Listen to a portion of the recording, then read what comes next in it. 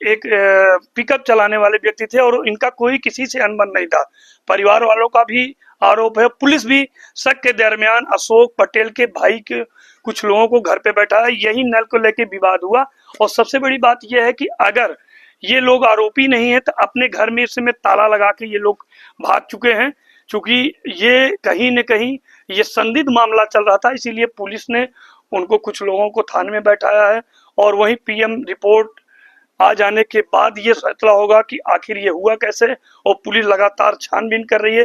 लेकिन एक चीज ये सवालिया निशान बनता है कि अगर अशोक पटेल की हत्यारे ये सभी नहीं है तो आखिर ये अपना घर छोड़ के क्यों चले गए हैं। भतीजे और उनकी वाइफ, इनके कई 4 या 5 लोगों के ऊपर एफआईआर दर्ज हुआ। कितने लोगों के ऊपर?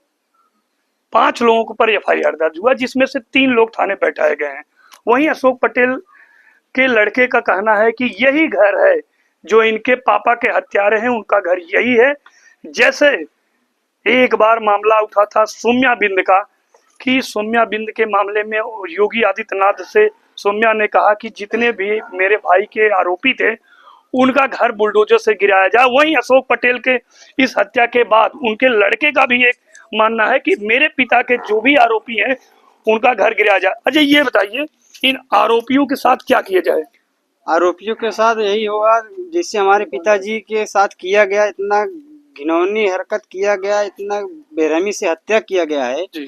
कि हम भी गवर्नमेंट से, योगी मोदी से यही मांग करेंगे कि इनका घर जेसीबी से तुड़वाया जाए, उनके इनकाउंटर किया जाए, बस तभी हमारे पिताजी को न्याय मिले। समाचार ओटीटी के लिए अरुण चौबे, जौनपुर।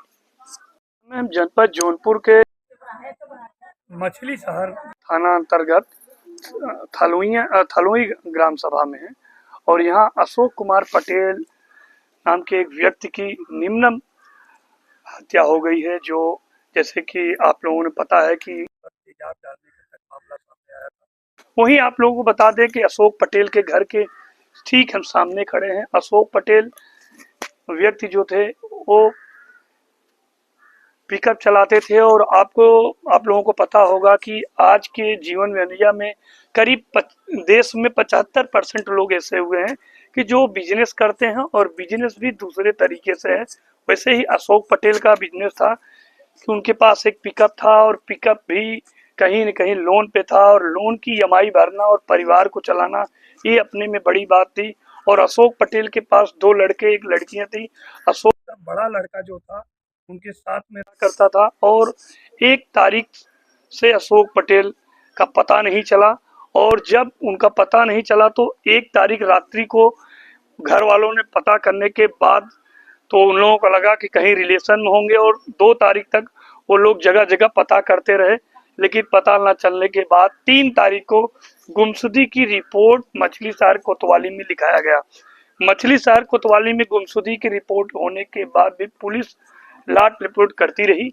वहीं 5 तारीख को एक डेड बॉडी मिलती है, जिसके बाद एक भूचाल आ जाता है परिवार में। आपसे कहें, देखिए पीछे देखिए, अशोक पटेल के घर पे हम लोग यहाँ खड़े हैं और इनके यहाँ देखिए क्या स्थिति है। और एक रोजमर्रा का जिंदगी जीने वाला व्यक्ति का इस तरीके से अगर निम्न हत्या हो जाती है तो ये कहीं न कहीं ये दर्शाता है कि पुलिस प्रणाली जो है इस समय जनपद जौनपुर में समाप्त हो चुकी है। आइए हम अशोक पटेल के बड़े लड़के से बात करते हैं।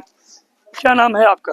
आकाश कुमार पटेल। अच्छा, आकाश कुमार, आप अपने पापा के साथ गाड़ी चलाया करते थे, तो क्या किसी से अनबन था पापा का? नहीं, उससे से किसी से कोई बातचीत नहीं था, व्यवहार भी उनका अच्छा था। एक बात सुनने में आया था कि आपके ही परिवार में किसी परिवार के लोगों ने कई बार उनको धमकी वगैरह दिया था। हाँ, दिए थे। इससे पहले भी 19 तारीख को इसी नल के विषय में हुआ था झगड़ा। जी। तो लोग बोले, कौन सा घर है उनका? उन लोग का घर वो है।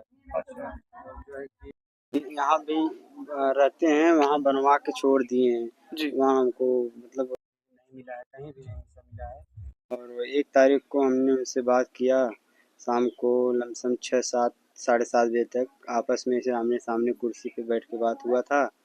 तो उन्होंने बताया कि वही जो झगड़ा हुआ था उसी के बाद में मुकदमा ये लोग कर दिए थे। और देखिए, आपको बता दें कि अशोक पटेल पूर्ण रूप से एक गाड़ी चलाने वाला अच्छा व्यक्ति थे और कहीं किसी के साथ अनबन नहीं है, लेकिन जो सूत्रों से एक हवाले से बात आती थी कि कुछ पारिवारिक इन लोगों का झगड़ा भी चल रहा था और ये यही नाली को लेकर झगड़ा हुआ था 2-3 दिन पहले, 2-4 दिन पहले, इस नल के पानी के नाली के लिए। और ये अशोक पटेल के भाई का घर है। नल के लिए विवाद हुआ था और ये अशोक पटेल के भाई के घर है और वहीं अभी उनके उनके लड़के के द्वारा ये बताया गया। आइए हम जानते हैं कि आखिर उसके बाद हुआ क्या। चलिए ये बताइए, ये नल के लिए जो विवाद हुआ था, तो क्या ये रूप ले सकता है जो घटना हुई है? अब ये लेना तो नहीं चाहिए था, लेकिन उन लोग पता नहीं क्या कैसे कहाँ चले गए लोग इस वो समय? लोग फरार हैं। कुछ लोग मतलब थाने पे बैठाए गए हैं, गिरफ्तार।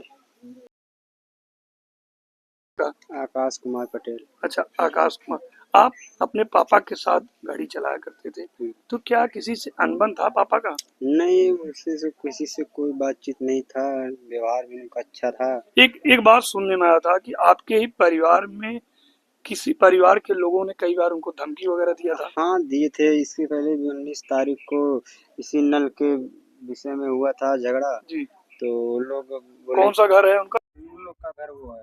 अच्छा। जो है कि यहाँ भी रहते हैं, वहाँ बनवा के छोड़ दिए हैं। जी। वहाँ हमको मतलब नहीं मिला है, कहीं भी नहीं सब मिला है। और 1 तारीख को हमने उनसे बात किया, शाम को लमसम 6-7 7:30 बजे तक आपस में ऐसे आमने सामने कुर्सी पे बैठ के बात हुआ था। तो उन्होंने हमें बताया कि वही जो झगड़ा हुआ था उसी के बाद में मुकदमा ये लोग कर दिए थे। और देखिए, आपको बता दें कि अशोक पटेल पूर्ण रूप से एक गाड़ी चलाने वाला अच्छा व्यक्ति थे और कहीं किसी के साथ अनबन नहीं है, लेकिन जो सूत्रों से एक हवाले से बात आती थी कि कुछ पारिवारिक इन लोगों का झगड़ा भी चल रहा था और ये यही नाली को लेकर झगड़ा हुआ था 2-3 दिन पहले, 2-4 दिन पहले, इस नल के पानी के नाली के लिए। और ये अशोक पटेल के भाई का घर है।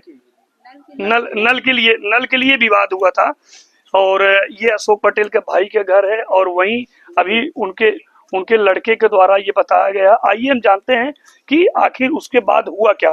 चलिए ये बताइए, ये नल के लिए जो विवाद हुआ था, तो क्या ये रूप ले सकता है जो घटना हुई है? अब ये लेना तो नहीं चाहिए था, लेकिन उन लोग पता नहीं क्या कैसे कहाँ चले गए लोग इस वो समय? लोग फरार हैं। कुछ लोग मतलब थाने पे बैठाए गए हैं, गिरफ्तार।